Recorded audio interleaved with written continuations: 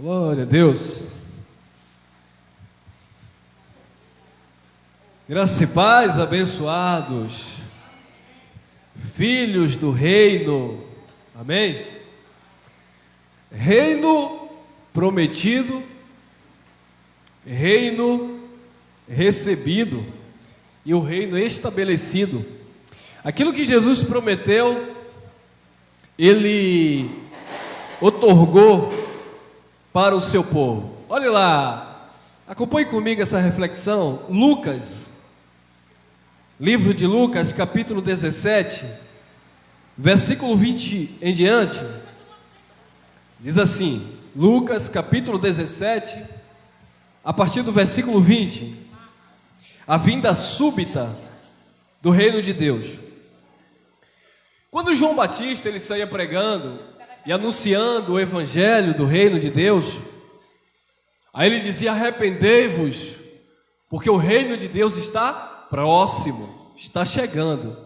Agora, interessante, amados, olha o que João Batista dizia para os judeus: arrependei-vos, porque o reino de Deus está próximo. A religião hoje, 20 séculos depois, 2000 anos depois, a religião está pregando assim: olha, aceite Jesus, porque o reino de Deus está próximo. Como assim? Mas se João falou lá no primeiro século, há 2000 anos atrás, João dizia: arrependei-vos, falando para os judeus, porque o reino de Deus está próximo, está logo ali, está às portas, está chegando. O próprio Jesus de Nazaré, ele anunciava e dizia: o reino de Deus está chegando. E a igreja, o sistema religioso, está hoje dizendo: olha, aceita Jesus, viu? Porque o reino de Deus está próximo. E se você não aceitar Jesus, se você não vier para a igreja, e tem que ser igreja evangélica. Se o outro gritar de lá: não, eu aceitei Jesus, mas eu estou naquela igreja lá do vizinho, ela diz: aquela não vale, aquela não tem fogo, aquela não tem glória. Eu aceitei, mas eu estou naquela outra instituição, pior aquela ali tem imagem de adoração, não pode. Não, eu aceitei, mas eu estou naquela que tem a mesa branca, piorou. Você tem que vir aceitar Jesus na minha igreja. Porque na minha igreja você vai conhecer a verdade. Que verdade, pastor? Que o reino de Deus está próximo. Já começou mentindo. Olha o que Jesus disse. Lucas 17, 20 em diante. Interrogado pelos fariseus. Sempre é os fariseus, irmãos, que vai interrogar. Os fariseus vão sempre interrogar, indagar, questionar. Interrogado pelos fariseus sobre quando havia de vir o reino de Deus, respondeu-lhe Jesus: o reino de Deus não vem com aparência exterior visível, nem dirão ei-lo aqui ou ei-lo ali. E ele mesmo responde: porque eis que o reino de Deus estará em vós. O reino de Deus não vem com aparência visível. O reino de Deus não estará aqui ou ali, não é naquela igreja ali, não é naquela religião ali, não é aqui. O reino de Deus não está em um ambiente físico. E ele disse: porque o reino de Deus estará em vós. Agora a minha pergunta é: vós quem? Você e eu? Não, que nós não estávamos lá. Jesus já estava dizendo para aquelas pessoas que estavam ali no seu contexto, aquelas pessoas que acreditavam no reino dele. Jesus disse: o reino de Deus vai estar em vocês. Vocês quem? Vocês que estão me ouvindo. Se Jesus falou que o reino estaria dentro daquelas pessoas que estavam ali ouvindo a ele naquele momento, como é que eu vou dizer que o reino de Deus vai ser implantado quando você aceitar Jesus? E detalhe, não é apenas quando você aceitar Jesus, é você aceitar e permanecer até uma pseudo vinda no futuro. Aí quando ele vier, ele vai estabelecer um reino eterno. E aí vem aquela outra religião que confunde também, piora tudo, a bagunça, e dizia: olha, e quando ele vier que estabelecer esse reino eterno, você sabia que o leão vai passear com a criança de colo? Você sabia que a cobra, né, a aspide, a serpente, vai estar ali no meio das crianças, no meio do boi, no meio do gado? Porque esse reino vai haver tanta paz que nem esses animais selvagens, né, eles não vão nem seguir a cadeia alimentar natural deles. Sério, vão ser tudo vegetarianos? Olha que coisa, irmão. Que coisa que a profecia apontava para um reino de paz espiritual. Um reino que seria implantado no interior do homem, não no exterior. Sabe, falando de uma paz eterna, que esse dragão, que esse leão, que essa cobra seria domada, porque haveria um domínio de um reino espiritual que seria estabelecido, onde todas as coisas iriam convergir, congregar em Cristo, onde os principados e as potestades seriam derribadas. Ele iria expor publicamente, e todos os seus inimigos seriam postos por escabelo dos seus pés, e o último inimigo nesse reino eterno a ser aniquilado seria a morte aldeana. Mas o povo está aí procurando o boi pastando com a cobra, com as crianças, achando que vai ser assim. Nem dirão ele aqui ou ele ali, porque o reino de Deus estará em vós, em vocês. Isso era um reino prometido, não era ainda algo concretizado, porque Jesus aqui ainda não tinha morrido, ele não tinha ido para a cruz ainda. Então vamos lá, Colossenses, depois da morte e ressurreição de Jesus, Colossenses capítulo 1, versículo 13. Olha o que diz, Colossenses capítulo 1, versículo 13. Para aqueles religiosos que ainda estão esperando o reino que Jesus prometeu. Queridos, Jesus prometeu, Jesus cumpriu. Amém?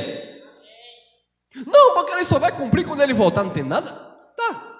Por isso que já está tudo consumado. Olha lá. Colossenses capítulo 1, versículo 13. O qual, dizendo Paulo, nos tirou da potestade. Potestade é poder. Os evangélicos, quando ele lê esse nome potestade na Bíblia, eles dizem que é um bocado de demônio, é um bocado de espírito. Não, porque potestade é uns demônios. Não. Paulo disse, o qual, versículo 13, o qual nos tirou da potestade das trevas e nos transportou para o reino do Filho do seu amor.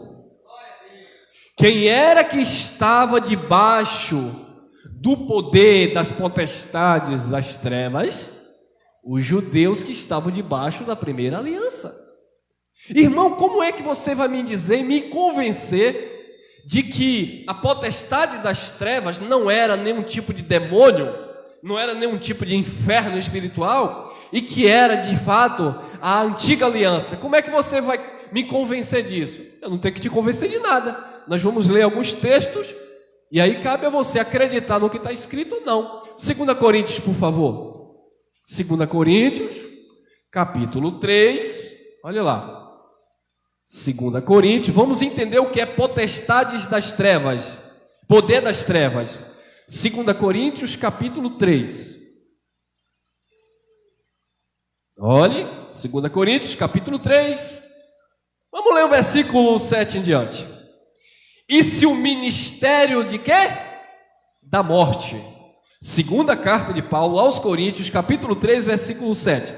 Se o ministério da morte, gravado com letras em pedras, veio em glória, de maneira que os filhos de Israel não podiam fitar os olhos na face de Moisés, por causa da glória do seu rosto, que era transitória, desvanecente, passava. Versículo 9. Porque se o ministério da condenação foi glorioso, muito mais excederá em glória o ministério da justiça. Então observe, amado, que ter sido tirado do poder, da potestade, das trevas, era justamente ter sido arrancado de debaixo da lei, que era o ministério das trevas, que era um ministério, versículo 7, de condenação, que era um ministério, versículo 9, aliás, versículo 7 de morte e o versículo 9 de condenação. Então a lei de Moisés era um ministério de morte e um ministério de condenação. Por isso que Paulo fala aos Romanos capítulo 8, versículo 2, que a lei do Espírito de vida em Cristo Jesus, dizendo ele, nos livrou da lei do pecado e da morte, o ministério das trevas, a potestades das trevas. Então Jesus tirou aquele povo que estava debaixo de um ministério de condenação e morte, debaixo das potestades das trevas, da escuridão, da ignorância, onde havia um Deus com D minúsculo que cegava o entendimento dos incrédulos. Capítulo 4, versículo 4, aí mesmo, 2 Coríntios 4, 4. Nos quais o Deus deste século cegou o entendimento dos incrédulos, para que não lhe resplandeça a luz do evangelho da glória de Cristo, que é a imagem de Deus. Quem era o Deus desse século? O capítulo 3 vai mostrar quem era o Deus desse século. Versículo 13, capítulo 3, versículo 13. E não somos como Moisés, o Deus daquele século, que punha um véu sobre a face, para que os filhos de Israel, olhando firmemente, não entendessem o fim daquilo que era transitório. 14. Mas os seus sentidos, entendimento, foram endurecidos. Porque até hoje, no tempo de Paulo e também no nosso tempo, infelizmente, quando é lido Moisés, o véu está por se levantar na lição do Velho Testamento, o qual foi por Cristo abolido, porque ele aboliu o Velho Testamento, estabeleceu uma nova e eterna aliança e transportou aquele povo que estava debaixo de um ministério de condenação e morte para o reino do seu Filho amado. Até hoje, quando é lido Moisés, o véu está posto nos seus corações, versículo 16. Mas quando se converterem ao Senhor, e não a Moisés, quem está praticando o sábado, guardando o sábado, quem está dando dízimo, quem está fazendo jejum, está debaixo do ministério de Moisés, um ministério de condenação e morte, um ministério de sombra.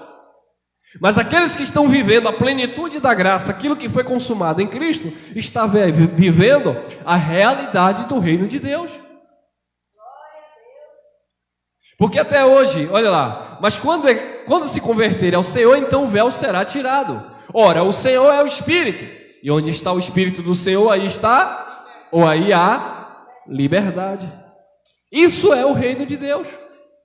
Então eles foram transportados do reino, do império das trevas, da potestade das trevas, para o reino do seu Filho amado. E o que é que esse reino de Deus ele traz? Romanos capítulo 14, versículo 17. Porque o reino de Deus não é comida, não é bebida, mas é o quê? Paz, justiça e alegria no Espírito Santo. A paz e a justiça e a alegria no Espírito Santo não está lá fora, está em você. Isso é o reino de Deus em vós, dentro de vocês. Quem tem paz, quem pratica a justiça e vive alegre no Espírito, porque Deus é Espírito e Ele importa que os verdadeiros o adorem em Espírito e verdade, esses estão vivendo o reino de Deus. Não existe mais o leão e a serpente na vida daqueles que estão praticando o reino de Deus, porque existe uma paz que excede todo entendimento humano na tua vida, amém? Então isto é uma concepção de reino de Deus, não é comida, não é coisa de fora, não é o que entra na boca, não é comida, não é bebida, mas é paz, justiça e alegria no Espírito Santo. Então o reino que foi prometido em Lucas 20, melhor dizendo, o reino que foi prometido em Lucas 17, versículo 20 em diante, é o reino que foi estabelecido, Colossenses capítulo 1, versículo 13. Agora nós vamos lá em Hebreus, capítulo 12, versículo 28, que diz assim,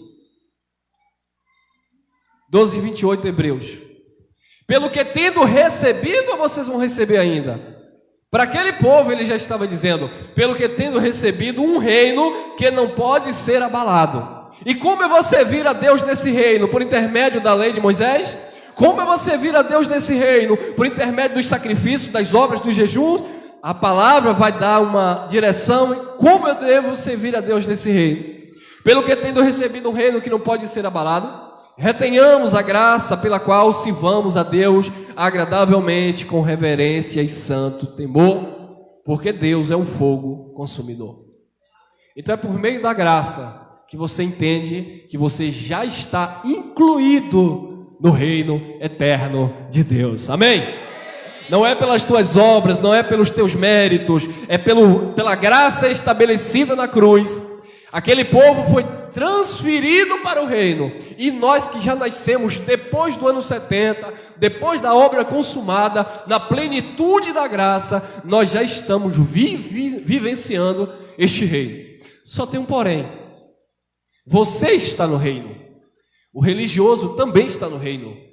Aquele que não tem religião, que a religião chama de mundano, ele também está no reino. Só tem um outro porém: os mentirosos não herdam o reino, os ladrões não herdam o reino, os afeminados não herdam o reino, os homicidas não herdam o reino, como os religiosos também não herda o reino. Quem anda nas obras da carne ou na religiosidade sem entendimento não pode herdar o reino, porque o reino só vem através de uma revelação no teu entendimento, na tua mente, para que você de fato venha desfrutar da vontade de Deus, que é boa, perfeita e agradável. Amém? Viva o reino de Deus!